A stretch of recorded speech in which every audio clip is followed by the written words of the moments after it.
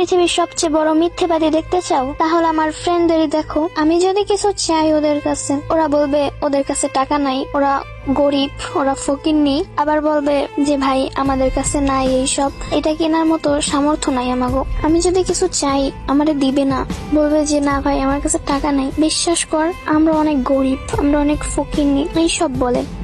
অথচ অগো দুইটা কিডনি আছে, দুইটা চোখ আছে, একটা লিভার আছে, একটা হার্টবিট আছে।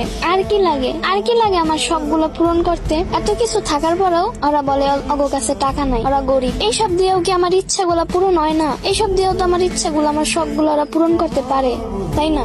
মানে আমি কিছু চাইলে আমার চাওয়ার কোনো মূল্য নাই অগো কাছে। আমি অগো কাছে কি এমন চাইছিলাম? পুরো তো চাইছিলাম অগো দুইটা কিডনি, চোখ তো আর চাই না, চোখটা তো বাকি রইলো না।